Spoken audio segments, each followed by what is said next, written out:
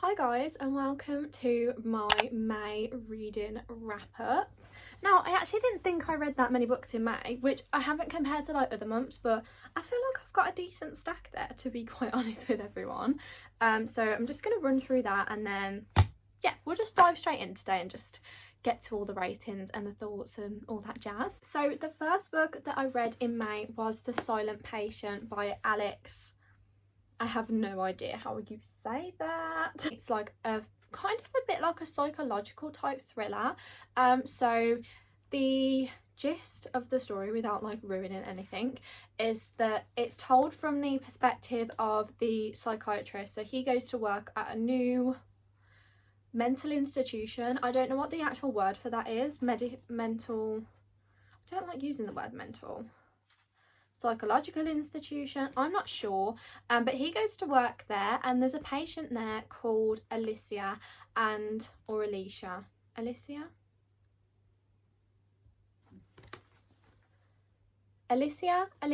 don't know, but she basically shot her husband and then just hasn't spoken since. So he wants to go and work there and try to uncover this or work with her. Like, that's literally what's told in the first bit of the story. So that's kind of the gist of it, and the story just basically follows him working with her through her psychological issues, not necessarily issues, psychological like blockages and stuff from what happened on that night. And it's actually really interesting. Just before they revealed what was going on, because obviously it's got like a big plot twist, but just before they revealed the plot twist, I was like, I know what it is, and I was correct on that. But literally only just like the page before, I was like, it's gonna be this, and it was. But yeah, I didn't get it until like that moment, so I definitely recommend this one. I ended up giving this one 4 stars. I don't feel like it was a 5-star, because I feel like some bits of it I was a bit like, I don't really like how that was wrapped up, or I don't like how that was done, but the rest of it I really enjoyed. So yeah, and I'll definitely be reading more books from him. I want to read is it The Fury? I want to read that because I've heard good things about that. But yeah, that was a great read. I actually really enjoyed it, and I'm in the mood for like thrillers at the moment, so this definitely hit the spot. The next book that I read was highly anticipated, and that is Funny Story by Emily Henry. So this is her new release book, and it follows Miles and Daphne. So Daphne's fiance Peter breaks up with her to be with his female best friend. I don't know whether they've been like childhood friends, I can't really remember, but female best friend Petra, and it turns out that Petra is Miles's girlfriend. So Miles and Daphne are then kind of left doing their own thing. Retrospective partners are like, no, I don't want to be with you anymore, and Daphne then has nowhere to live because Peter said, well, Petra's moving in. So Miles actually then ends up having space in his apartment, so Daphne moves in with Miles, and the story kind of follows them navigating through this breakup and finding a friendship with each other, and just being there for each other when they really needed them.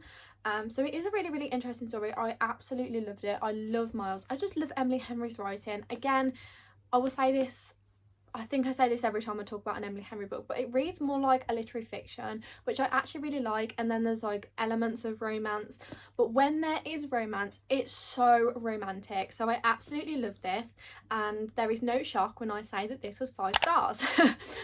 Absolutely love this book. If I could inject Emily Henry's books into my soul, I would. I want to be in an Emily Henry book. I want to live like that. I want that to be my life.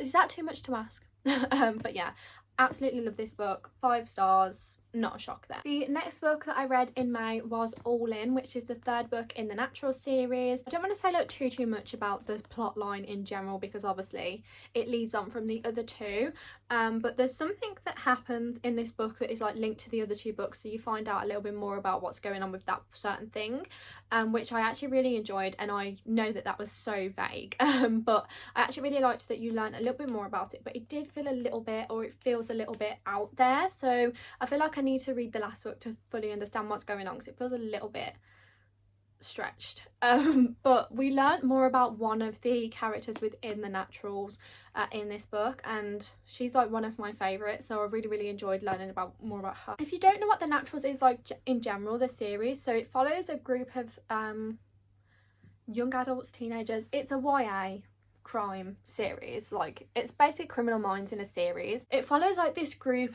of young adults, I'm gonna say, and they all have natural abilities that can help the FBI solve cold cases. So each book then follows like a different case that they're trying to solve, and yeah, it's just really interesting. So some of them are like profilers, some of them are really good with data, some of them can tell when someone's lying, that kind of thing, just like natural abilities that you would need for the FBI. So they're put into this program called the Naturals, and then that's, yeah, they just help the FBI out on cases. But it's really, really interesting. But this is actually the third one in the series, like I said, and I do really want to get to the last one because there's the last one and a novella. But I have a book that like combines both of those into there. But yeah, this ended up being 4 stars. I feel like none of them have been quite 5 stars, but I have really, really enjoyed them. This one was like a little bit more far-fetched than the others, but I still really, really enjoyed it. And again, I feel like just learning more about the characters really makes up for that anyway, because I feel like once you've read the first 2, like you're more attached to the characters because it's the same characters in each book. I then read Powerless by Elsie Silver, which I've been putting off for so long because I think I just don't want the Chestnut Spring series to end, and the more I put off reading the books, the more time I get to spend with Chestnut Springs. This one was really, really good. I did really like it. The whole friends to lovers romance between Jasper and Sloane was just chef's kiss. Absolutely love this one. So this ended up being 4 stars for me. If you don't know what Chestnut Springs is, it's basically like a cowboy romance series. However, Jasper isn't a cowboy because he's actually a hockey player, but he has grew up on the ranch with all of the other guys, so technically he is a cowboy by default, but he is also an ice hockey player, so it's also a hockey romance. So if you want both, this is for you. So he helps Sloane out on her wedding day, and then they kind of spend some time together. They've been friends for a really, really long time. You kind of have glimpses of them in the previous Chestnut Spring book, so when you get to this one, it's like, I love it. Jasper, find me a Jasper. I love him. But yeah, I absolutely love this book. The romance in it, the friends to lovers, the forced proximity of them being together because they go on this little like road trippy thing. But yeah, absolutely loved it, and I'm looking forward to seeing like glimpses of them in future books, like in the background, because I like seeing like the previous characters from the other 2 books in the background of this, and like the friendship that they're then forming with the main characters in this book, especially Sloane. I feel like she definitely had a lot of character development, which I actually really like. If a romance has a lot of character development, I just automatically love it, and that definitely was in this book. The next book that I read in May was The Inmate by Frida McFadden. I have started my Frida McFadden era and I don't want to leave. I actually really liked this book. I did listen to a lot of it on audiobooks. I was listening to it while I was working. But yeah, I actually really enjoyed listening to it as an audiobook. So it felt like someone was telling you like a scary story.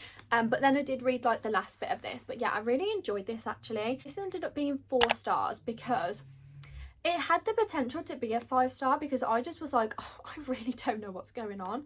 Like, I literally was like, it's going to be this person, no, it's going to be that person, no. I just couldn't decide. And then when I got to the end, I was like, that is so far-fetched and so unrealistic that I just was like, I just don't believe that. I just didn't know. It just wasn't for me. I just didn't believe it. It felt very unrealistic towards the end. Well, at the end when you found out what happened. But the rest of it was like really, really good. It had a lot of tension. The plot line is basically that our female main character, what the hell is her name? Brooke. Our female main character, Brooke, she is a nurse practitioner and she just gets a new job at a like high security prison, and it turns out that her childhood sweetheart, who she actually sent to prison from her testimony, is in this prison. And obviously as a nurse practitioner, when like any inmate injures themselves or whatever, she has to help them, or like, you know, prescribe them stuff, you know, if they've just got a medical issue, but she's like the go-to person. So she basically like bumps back into her childhood sweetheart, and she like tries not to tell him anything about her life or anything like that, because that's like the rules of the prison. Don't tell prisoners personal details about yourself, don't get too close to them, that sort of thing.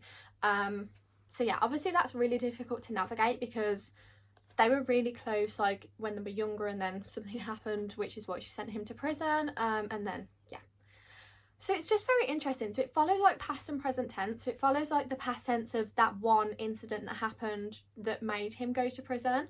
And then it follows the present tense of her working in the prison and obviously navigating seeing him again and navigating her day-to-day life. Because essentially she moved away from the town that she lived in and then she moved back, which is where the prison is. So she's kind of navigating, trying to come back to this town when people know about this incident that's happened. But yeah, it's really interesting. But like I say, the ending was a little bit far-fetched, but I did enjoy the rest of it, hence the 4-star review. I feel like if it wasn't so far-fetched at the end, it could have been 5-star. The last book that I read was actually on my Kindle, and it was an ARC from, I think it was NetGalley and Boldwood Books, but I will check on that. It's called Her Last Summer, so it's another like kind of thriller mystery type thing. This was a little bit strange. So it started off kind of slow. The story follows Ray, and she's an actress and she's just landed her dream role. However, in this role she's got to swim in the sea up in Scotland in the Highlands, which wouldn't be a problem, but she has a fear of swimming in the sea since an incident happened on a holiday that she went on with her family, where her younger sister goes missing. So she's kind of like trying to work through this fear to prepare herself for this role. So that's kind of like the first bit of the book, which literally is told in like the first chapter. But then it goes a bit like weird. So you have like the scenes of obviously her filming the film and stuff like that and working through her challenges. It's again told in past and present tense, like past tense of what happened on this trip and present tense of her working through her fear of swimming. And obviously you kind of learn about why that came about and that sort of thing. And then it just really abruptly like ends. You learn something and then it really abruptly ends. So I kind of just wish that the ending was like a little bit longer. You learn about what happened, and because you learn about what happens on the trip, but then like that's it. So I just feel like it could have been a little bit better if it just extended the ending slightly longer and just wrapped up a few details, because I think a lot of things are left like unsaid. It just kind of leaves like the reader guessing. I don't know if that was like the purpose of the book, or yes, I ended up giving this one 3 stars. So I did like it. I did like the premise of the book and the past and present tense, but yeah, it just kind of ended a bit abruptly for me, to be honest. I was like, I'm very confused, I don't know what's happened there. But those are all the books that I actually read in May. I feel like I've had a mixed month, but quite a good one in terms of book ratings, but the books themselves were very mixed. But yeah, thank you so much for watching today's video, and I'll see you in another one super soon. Bye.